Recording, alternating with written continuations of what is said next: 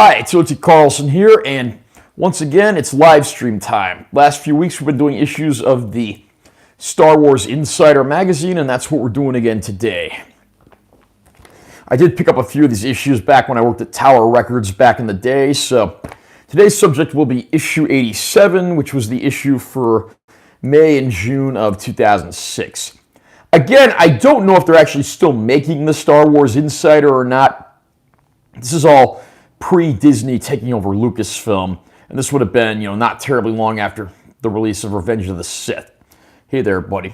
Hey back, Chris. Thank you for always supporting me and watching my videos. Much appreciated. Here's our cover art. Got a blur up there for Lego Star Wars 2, the one that covered the original trilogy. Exclusive fiction. They always have like short stories in the magazine, which is pretty cool. Oh, Top Gun today. Yeah, I do have the Top Gun shirt on. I think I own like 3 of them. It's the movie I've seen more than any other. Yeah, I got something here on Order 66. Got some nice art of Ewan McGregor as Obi-Wan Kenobi. Yeah, more stuff down there. Galaxy Makers. Back cover was an ad for Quat Drive Yards, one of the fictional companies in the Star Wars universe. And you got an ad for a miniature. This apparently is for a miniatures game they had back then. There's the spine, kind of hard to see, but it's there. In our front cover, we have an ad for Brian's Toys. Looks like a pretty thorough toy store. I have no idea if this company's still in business, but it looks like they sell some pretty cool stuff. And thank you for asking. I'm actually feeling okay. Weather is actually, pretty sunny at the moment. Cold, but sunny, and the wind's not too bad at the moment. So, not too bad here in Las Vegas. Got an ad here for Cloud City Collectibles. We got our table of contents there. We got, Anakin right after he became Darth Vader, getting ready to storm the Jedi Temple.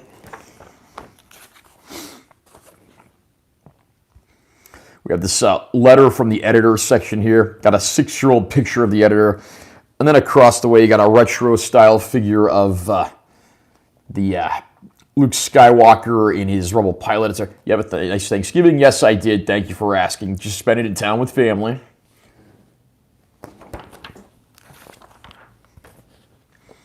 Since when do cowboys scream? Okay, and here they're just talking about a few random blurbs that, people have asked about things. Someone asks here about the Wilhelm scream sound effect, which was used in all of the George Lucas era Star Wars movies. And then they talk about, Anakin losing all of his limbs. Someone here asked a question about how if the clone commander Cody was named after the rock band Commander Cody and the Lost Planet Airmen, but it's actually a reference to an old movie serial character called Commando Cody. And then, a few more other things on here. See what else people ask. Someone asked about why Luke and Leia didn't know they were siblings sooner.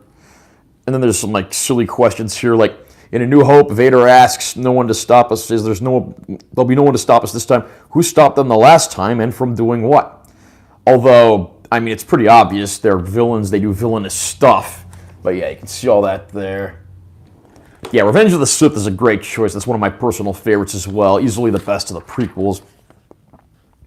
Revenge of the Sith scores an award season. Phil Brown becomes one with the Force. Phil Brown was the actor who played Owen Lars in the original 1977 film. A few more things over here about various cast and crew that worked on the series. They mentioned the Tartakovsky 2D Clone Wars series at one point. And although that series is no longer canon, they did use a lot of the same voices and character models for the canon CG Clone Wars animated series that would follow. Remembering David Tomblin, first assistant director. They got a few pictures of him behind the scenes. They got a shot of him with Carrie Fisher right there. If you go on my Facebook page, which is just my name, Taylor T. Carlson, I have some pictures I took at the Forest Lawn Hollywood Hills Cemetery a few years ago, and one of those pictures is of Carrie Fisher's grave. She's actually buried right around the corner from Ronnie James Dio, believe it or not. Yeah, I'm feeling much better today. Okay, good to hear that, man. I'm glad that you're back on your feet, doing well. Hope everything's going great. Alien Encounters, the makeup of Revenge of the Sith. And here you get things like, of course, Anakin at the beginning of the movie before he gets his mortal wounds and burns that make him have to wear the light support armor that's associated with Vader. You got something there about recreating the look of Peter Cushing as Grand Moff Tarkin for one scene near the end of the film. Some more shots down there. Yeah, groundbreaking. Letterman Digital Arts Center. And here they got some pictures from inside this place. I saw that big rotunda building there, and I almost thought that was something from Naboo from the prequel trilogy. Are you going to a show tonight? Yes, I'm going to see an Iron Maiden and a Scorpions tribute band. Yeah, living art. Got some more stuff from this campus they mentioned. And then there's actually over here an ad for a cruise that has some of the cast and crew from Star Wars that'll be attending that. I mean, who else on here? You got Jeremy Bulloch, who played Boba Fett. I think he's since passed away, if I'm not mistaken. David Ankrum, who was the voice of Wedge. I'm guessing that was probably in a video game, because in the movies, Wedge was played by an actor named Dennis Lawson. Interesting trivia. Dennis Lawson, who portrayed Wedge Antilles in the classic trilogy, is the uncle of Ewan McGregor, who played Obi-Wan in the prequels. Is that a Darth Vader puzzle behind you? It's not a puzzle, it's actually a photo mosaic, which you can't really see it here because it's kind of small, but this is actually a bunch of tiny little pictures from the classic Star Wars movies, and they put them together so that they form the image of Darth Vader. Yeah, if you go online, look up, Darth Vader photo mosaic, you could probably see a closer look at that. But it's pretty cool. My Uncle Cody actually gave me that, who was a pretty big Star Wars fan back in the day. How can I get your job? Insider talks to the people with the coolest careers. This is basically them talking about, looks like this is a comic book artist, illustrator. And then they got an ad for some figures of, astromech droid action figures. Like this one, the big one's R2-Q2. A lot of these I'm not familiar with. I don't know if they were just they might have been in a cartoon series, or maybe they're just fictional droids for the toy line. I can't say for sure, but yeah, Hasbro, of course, one of the biggest toy companies in the world. They were making all the Star Wars toys back in the day. I believe Kenner, the company that made the toys, was either owned by Hasbro or acquired by Hasbro. I don't know all the specifics there. General Grievous's sweet ride. They got to look at a real-life wheel vehicle that's similar to the wheel vehicle General Grievous uses in Revenge of the Sith. They got something here about some people they asked questions to at Star Wars cons. And then they got an ad for another convention on the other side there with a grown man on a little bicycle.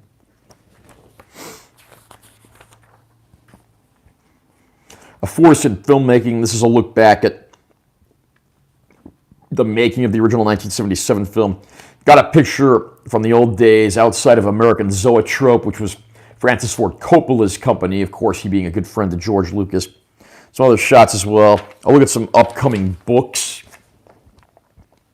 Of course, these books are no longer canon because when Disney acquired Lucasfilm, they rendered all of the books and EU stuff non-canon. But going forward after that, everything new that would be introduced would be canon. And there's a close-up if you want to see some of the titles. Yeah, whatever happened to Tank? Yeah, Luke mentions Biggs and Tank in one scene in the original film. And so they talk a little bit about this. Obviously, with Disney acquiring Lucasfilm, I'm sure this whole origin story here is no longer canon, but it's good to see they at least acknowledge the character that was just mentioned in background talk. There's an ad for a science fiction book club here. Almost kind of looks like a Hawkwind album cover. They got some mecha game. This is a game or is this a book series? It might be both, actually. Yeah, Order 66, The Hammer Falls, and they talk about the various incidents that happened during Order 66 when the Emperor basically has the Jedi exterminated. Got some shots. They got Kiadi Mundi down at the bottom there. There's a look at a few of the casualties.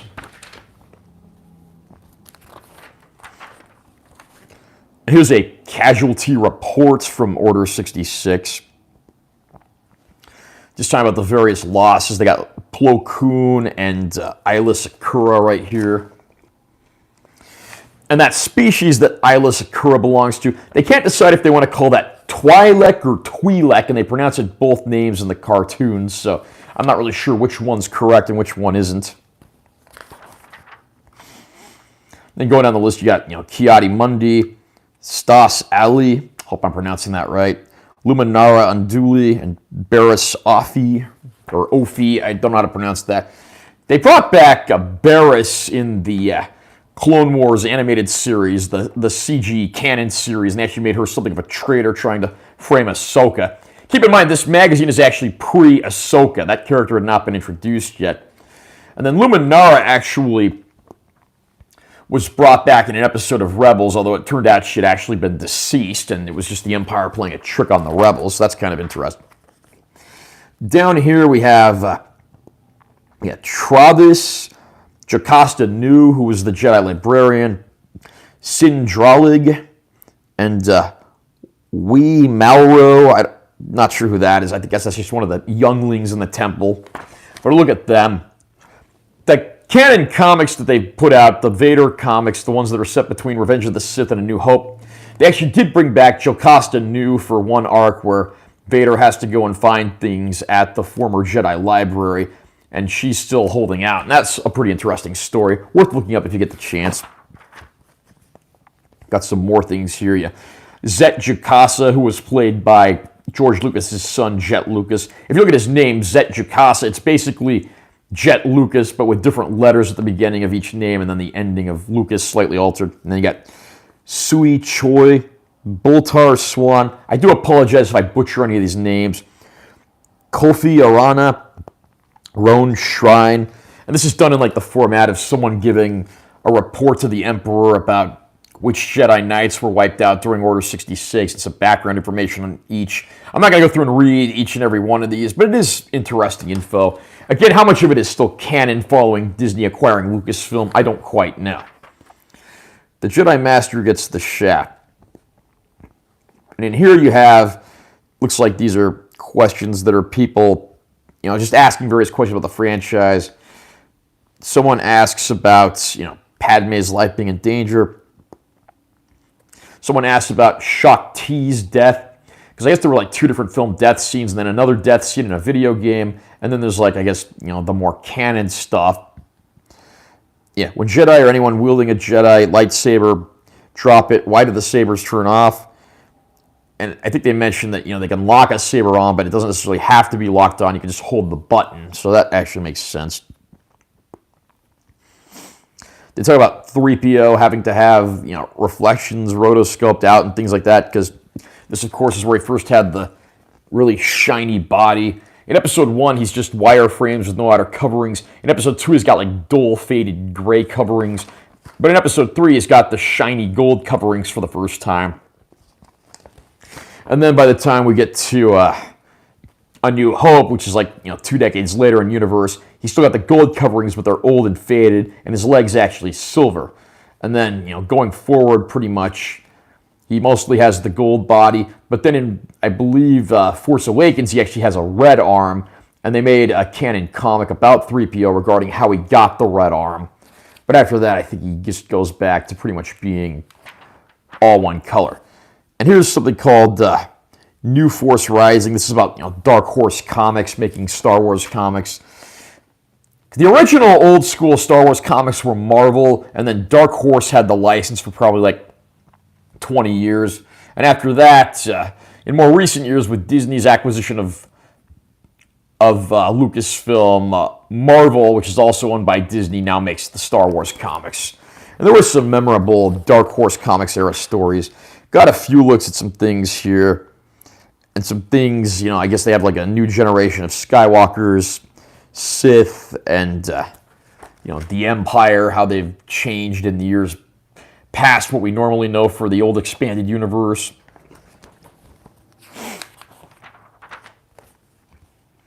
How Star Wars sushi became a collectible. Okay, that's definitely news to me. I'm not a sushi eater, but this is certainly interesting stuff. And then there's some people, sending in inquiries about some of the stuff that they own. Like someone's got some old school Star Wars comics. Someone's got an older Millennium Falcon toy. Interesting stuff there as well. I mean, it doesn't make me want to eat sushi, but there is some cool stuff there nonetheless.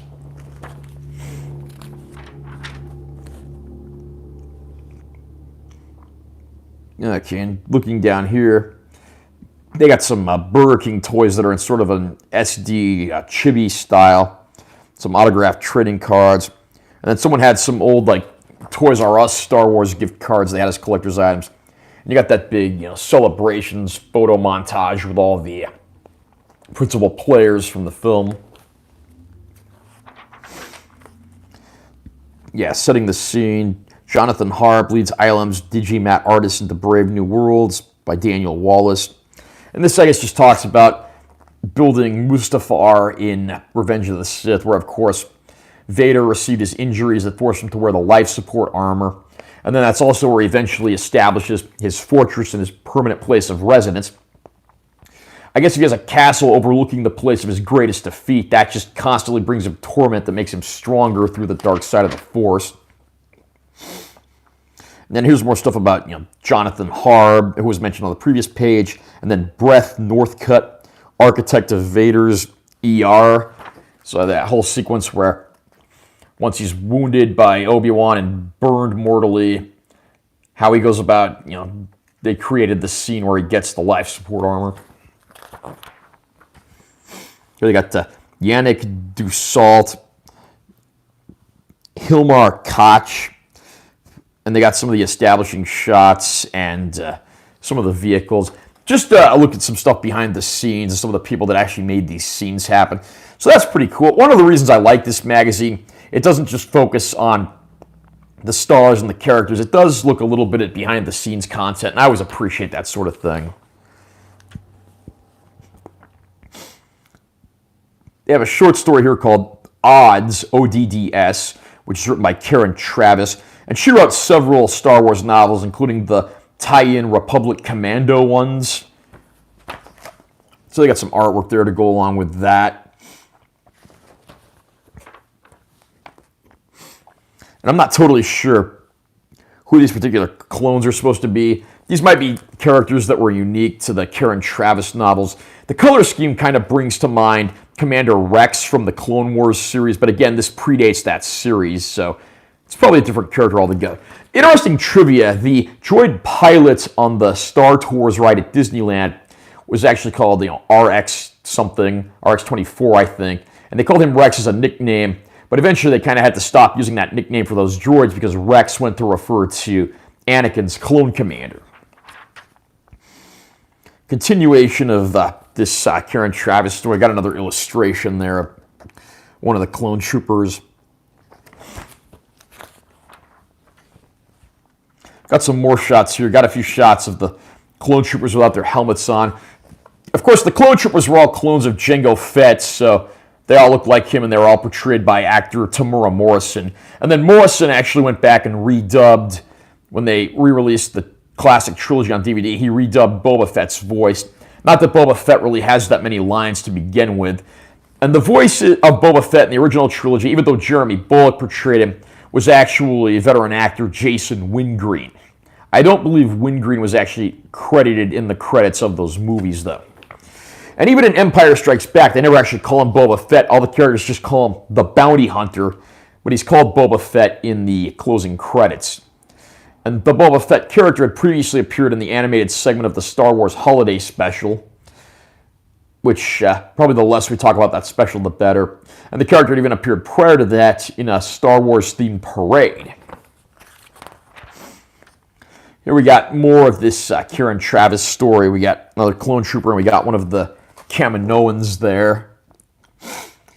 Of course, the Kaminoans dealt in cloning and things like that. That's where all the Jango Fett clones that became the clone troopers were grown. Another close-up shot here, and continuation of the Karen Travis story. Okay, now we're out of the story. We're getting into some collector's items. I think I mentioned in the last issue there were some Star Wars Transformers toys. They got more of those here.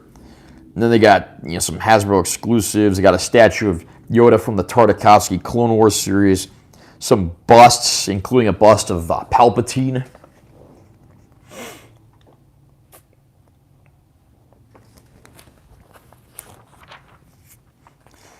Jedi Mind bricks, and this is a look at the Lego Star Wars 2 video game, which covered the classic trilogy.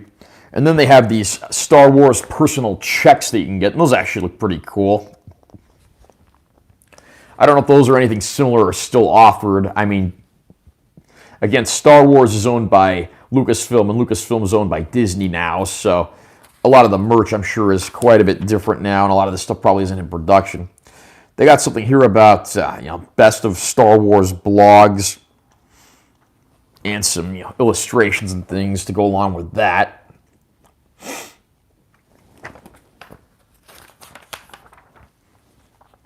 They got people here that sent in letters and things to the Bantha Tracks fan section in the magazine. So some people decorated envelopes and sent them in. That's actually pretty cool. Yeah, when I was a kid, again, I subscribed to Nintendo Power, and a lot of times, when people sent letters to Nintendo Power, they would do this where they did art on the envelopes. So I guess the Star Wars Insider had something similar going there for a while.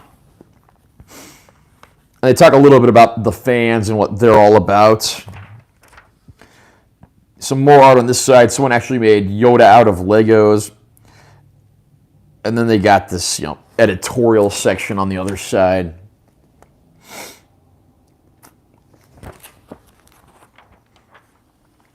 Yeah, wanted the next Star Wars fan club president.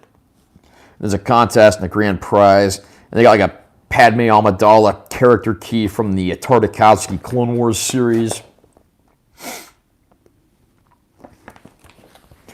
Yeah, and if that name Tartakovsky sounds familiar, Genndy Tartakovsky is actually the guy who created the old Cartoon Network cartoon, Dexter's Laboratory, and then he also created a series called Samurai Jack that was a pretty big hit as well. So he's a pretty big deal. And in more recent years, he went on to create and direct the Hotel Transylvania series of films. He also worked on the Powerpuff Girls series as well.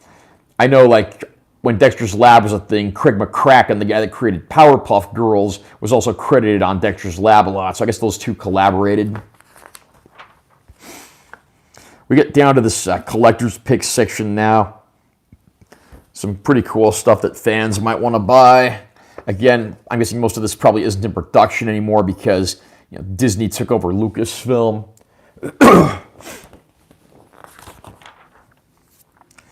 Going down the list, we got some more merch here as well. I mean, we got everything from Star Wars watches to the yellow M&M dressed up as Darth Vader. Whenever they do a movie, Star Wars always had some pretty massive, promotional merch tie-ins. Okay, we're in the back page now. I mean, they got an iPod cover here. They got, Revenge of the Sith on DVD. They got an ad over here for a video game called EverQuest. I think I've heard of that before, but never actually played it. And that's the end of this issue of the Star Wars Insider. So again, I certainly love Star Wars, and I have decided I'm going to try to rebuy the movies in 4K so I can do individual reviews for those on my channel here. You can actually watch the movies on Disney Plus as well, but I did the Black Friday deal, and that, of course, is the plan that features ads, but it was such a good deal I don't want to pass it up. But I'd like to at least own the Star Wars movies so I can watch those interruption-free because, again, they are personal all-time favorites. So hopefully look for reviews for those 4K discs in the channel in the coming few weeks and months. Now, I do have a few more Star Wars Insiders issues I got when I was working at Tower Records. So for next week, we got this one here with Palpatine using Force Lightning. So this will probably be a pretty interesting one to look at as well. So before I end this live stream, does anyone have any parting shots, any questions, any comments, anything that they'd like to add? Not sure if anyone's actually watching the stream right at this moment, but As always, I want to give my thanks to everyone who did tune in, everyone who supports this channel. I mean, please subscribe, please give a like, please follow everything I do, because the more you follow and the more that you support, the more that I can do. It's always very much appreciated. So I think that about covers it, and I'll plan on seeing you guys on my next live stream next week. So again, this is Taylor T. Carlson logging out, and thanks for tuning in.